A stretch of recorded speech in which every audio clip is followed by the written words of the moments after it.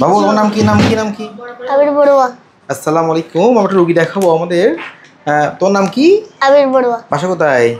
মিরকিল হাটহাজারী। মেকিল হাটাজারি। কোথায় বলতেছে? মিরকেল হাটাজারি। ঠিক আছে। আমাদের একটা বাবু আসছে, আমরা একটা বাবুটাকে দেখাবো আজকে। দেখি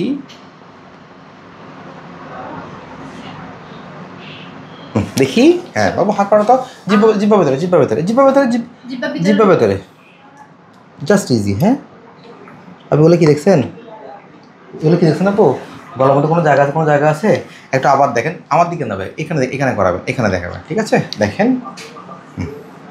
ইজি বাবু। একবার, জাস্ট একবার শুধু একবার, লাস্ট একবার এদিকে একবার আমার দিকে আমি দিচ্ছি একবার, শুধু হা কর, তুমি শুধু হা কর। এগুলো কি দেখছেন? তার গলার মধ্যে কোনো জায়গা আছে আপু? হ্যাঁ, বড় টোনস, এটা তার কিছু কমন সমস্যা হয়। বাবু বলি আপু। হ্যাঁ দেন, খুব ধরেন কথা বলেন একটু। হ্যাঁ, তার কিছু কমন প্রবলেম বাবু বলি। আবার রাতে হা করে ঘুমাই, নাক ডাকে, এমনে না ঘুমাই, এমনি ঘুমাই। ঘুমের মধ্যে অনেক বেশি নড়াচড়া করে, ঠিক বলছেন? অনেক বেশি ঘামাই যায়, মাঝে মাঝে ঘুম ঘটে বসে থাকে। তাও ঠিক বলছেন, ভুল বলছি তাই না? তারপর দেখবেন সকালে ঘুম তুললে পরোটা শুকিয়ে যায়, ঠোঁট ফেটে যায়। ঠিক আছে, খাবার নিয়ে বসে থাকে, খেতে পারে? বাবু তোমার খাওয়ার সময় গলার মধ্যে খাবার আটকে যায় না? ও সবসময় তরল খাবার খেতে চায়, শক্ত কোনো খাবার সে খেতে চাই না। দেখবেন 10 মিনিটের খাবার মিনিমাম 30-40 মিনিট ধরে খাই। ঠিক বলছেন না ভুল বলছি? তারপর দেখবেন সবসময় ডাল দিয়ে বা জুল দিয়ে ভাত খাওয়ার চেষ্টা করে, তাই না? তারপর দেখবেন এই বাচ্চার বয়স কত হবে বলেন তো? 8 বছর চলে। এই বাচ্চা 7.5 বছর। কোনো বৃদ্ধি হচ্ছে না। কেন হচ্ছে না? শরীরের মধ্যে কি নেই? অক্সিজেন ঢোকার জায়গা নেই। ঠিক আছে, কান দুইটা একদম নিচে। কানে শুনো না, সেটাও বলি। দেখেন কানে জায়গায় নাই, আমি আজকেও দেখছি। দেখেন কান পুরো বন্ধ, তার দুইটাই কানে সেম,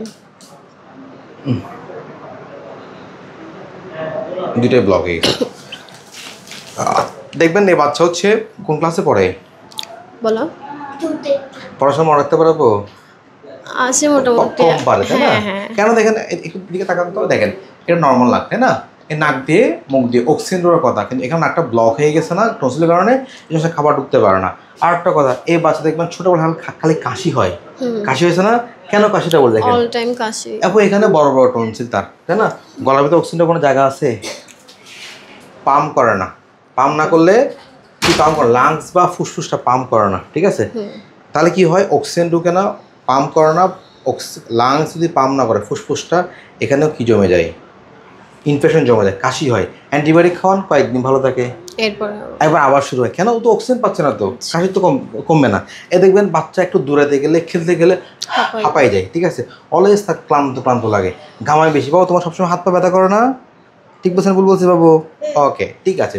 তাহলে এটার সলিউশনটা হচ্ছে, আসলে আমাদের টনসিল নিয়ে একটা আমাদের সবার কথা থাকে, ওষুধ দিয়ে টনসিল ভালো হয় কিনা।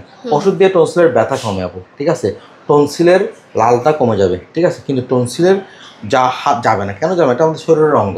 হাত যেমন আমার একটা শরীরের অঙ্গ না আপু? ব্যথা হলে হাত ভালো হয়, হাত কি চলে যাবে ওষুধ দিয়ে? যাবে না। টনসিলও কখনো ওষুধ দিয়ে যায় না।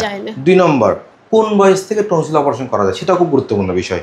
টনসিল অপারেশন করার আদর্শ বয়স 4 বছর থেকে। কত বছর থেকে? 4 বছর থেকে। আর আমি আপু করি হচ্ছে মেশিনের মাধ্যমে, রক্তবাতবিহীন টনসিল অপারেশন। 1 ফোঁটা ব্লিডিং হয় না, 5 মিনিট লাগে সর্বোচ্চ করতে। ঠিক আছে আপু, লাভ কি? রোগীর কোনো ব্যথা হয় না, অল্প 2-1 দিনের মধ্যে সুস্থ হয়ে যায়। আর এই বাচ্চা কেমন ঘুমায় আপনি অপারেশন দিয়ে রাত্রে দেখতে পারবেন। তুমি সারা রাত ঘুমাইতেছে, কারণ কি জানো, তার যারা পুরো খালি হয়ে গেছে। ঠিক আছে আপু, থ্যাংক ইউ।